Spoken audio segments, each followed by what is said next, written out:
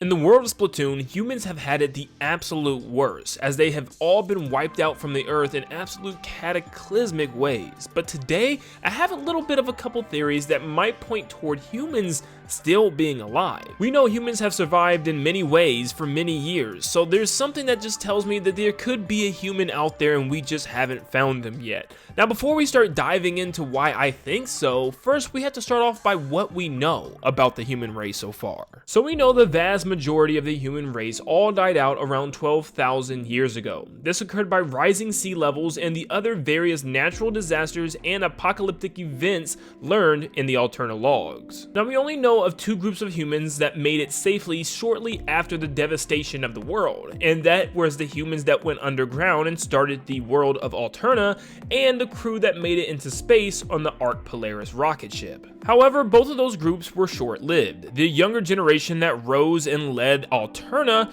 led them eventually into their own doom by trying to revisit the outside after so many years, and ended up killing everyone in the process, and everybody on the Polaris also all perished after they ran out of fuel in the middle of space and drifted aimlessly.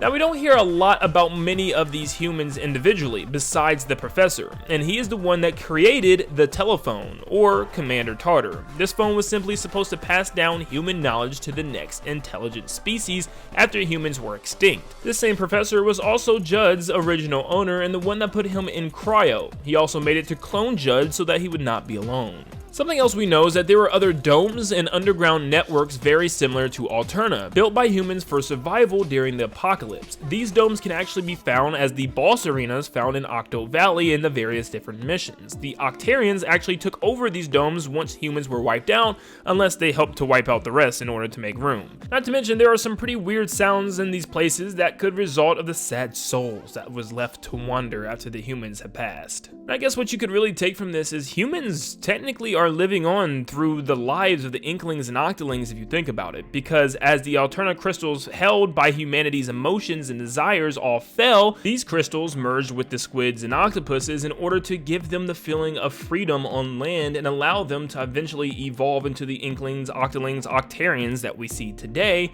which you could say is technically just the human emotions still put into these creatures. But at the end of the day, this is what we know so far of the human race. Well, is there any other extra trivia or information that surrounds these humans? Well, we have a couple of things. For one, Pearl mentions digging up human bones for Schellendorf Institute, but Marina states that they are everywhere and easy to find, which of course this makes a lot of sense. If humans all over the globe died to apocalyptic events and natural disasters and rising tides, there's probably going to be human bones spread out everywhere and easy to dig up. Another piece of information we have from the official art book is that during one of the wars, a nuke detonated in Antarctica, and it caused all the ice to melt, which worsened the already rising sea levels. And over at Museum di Alfonsino, we can actually see what the humans look like in the eyes of the Inklings when they all perished, which is, of course, through the Inkling eyes. You know, it's probably not confirmed. They don't probably look like cavemen. And the last thing that we actually have that depicts a human being within the Splatoon lore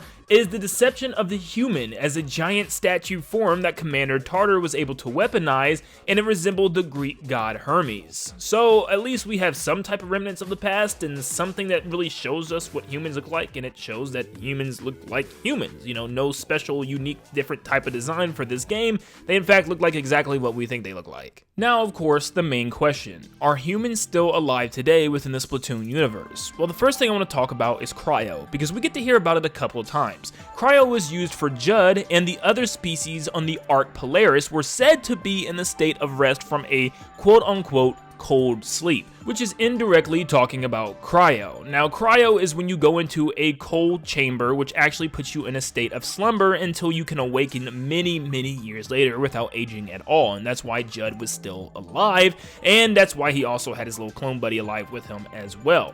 But my theory is, what if someone out there, a human, was able to put themselves in cryo the same way we've seen with these other animals, and the same way we saw with Judd and Little Judd? Maybe they just haven't woken up from it yet and and somewhere around the world, there rests maybe a whole civilization in cryo right now, and maybe it takes some type of creature or something to set them free from their sleep, and we get to find more about it later. I mean, I find it hard to believe that technology has advanced so far in the future, yet they don't have anything for cryo for humans. So I have a theory that someone was put in cryo, and they're still out there somewhere waiting to be found. My next theory is that the Ark Polaris was not the only rocket. It's the only rocket that we know of. There could have been other rocket launches that we haven't even been informed about yet, because we didn't even know about this one until Splatoon 3. The Ark Polaris was supposed to set course for a replacement planet for Earth, but what if one of these rockets actually found that replacement planet and made it and started their own civilization on a completely new planet?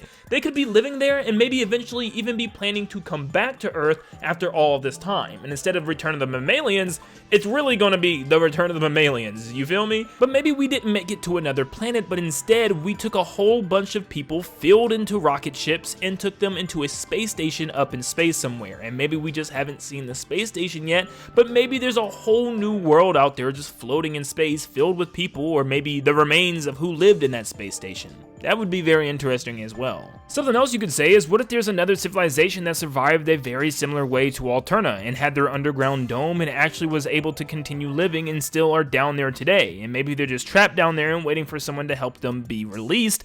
That could definitely be a possibility. I also have talked about before the chance of humans surviving the rising tides and also all the conflict by just moving somewhere else. Now, of course, there's going to be nuclear fallout and stuff, so that probably wasn't likely, but there's still a chance that there could be an island or a super high mountain or something like that out there, and maybe they kind of buried themselves in a mountain, or maybe somewhere secluded in another volcano on its own island where maybe they have their own kind of race now. They've developed a new version of the human race and live in a tribal state in an island somewhere, and maybe the Inklings and Octolings just haven't found them yet. This one is a little crazier, but maybe some human could have sent their consciousness into a machine or computer program where now it's maybe alive through a robot body or machine part. That would be really cool to discover, and technically a human would be alive mentally in some type of machine, and maybe that could be a new part of like the characters in the world of Splatoon, and just having this kind of robot companion with you that's actually the last human if you think about it. That would be pretty cool. I mean, we've seen things like this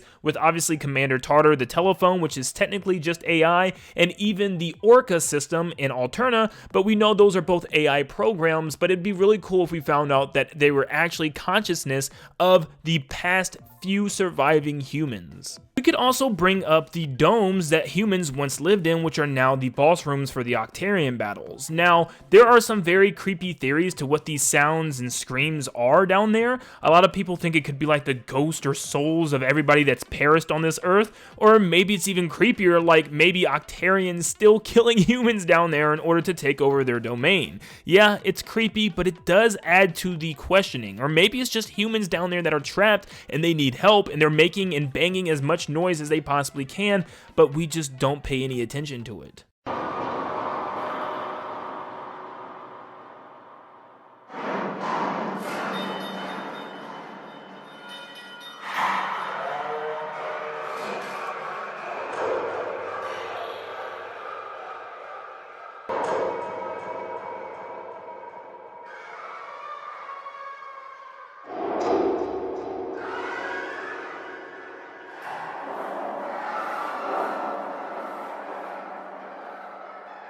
For my final theory, this is a complete break the fourth wall situation. But what if the research lab, which is just the real life development team, was an actual group of scientists that are watching and learning from the Inklings and Octolings? Nintendo could tie in their real world silly joke as an actual story this whole time. Imagine that research lab that we see with the producers and the developers of the game are actually meant to tease a real in-game research lab and research group that has been watching the Inklings and Octolings this entire time. These scientists are watching and learning in order to take back their turf.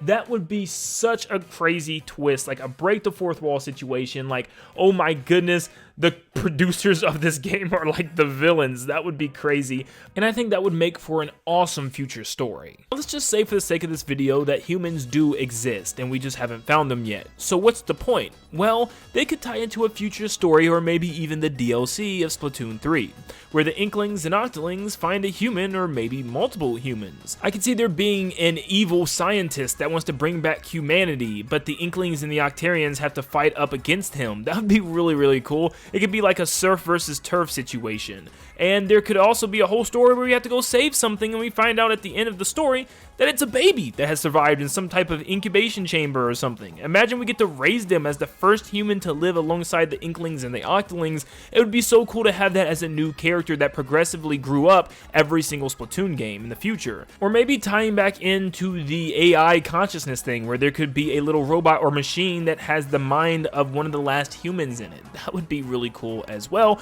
But there's so many options and so many great things that Nintendo can do to tell a really amazing story with human life still being existent on this earth somewhere. I don't know how it is, and I don't know if one of these elements are going to be the cause or something I haven't even brought up yet, but let me know in the comments down below if you have any crazy ideas as to how the humans could still be alive today, and what would you like to see in the future Splatoon game that might revolve the humans. It seems like we are getting a little closer and a little closer every single Splatoon game, so who knows where the next trio of games is going to take us. But thank you guys so much for tuning in. If you enjoyed today's video, stop what you're doing, make sure you leave a like and subscribe to stay up to date on all things Splatoon all the time. And I will see you all on the next one. See you guys.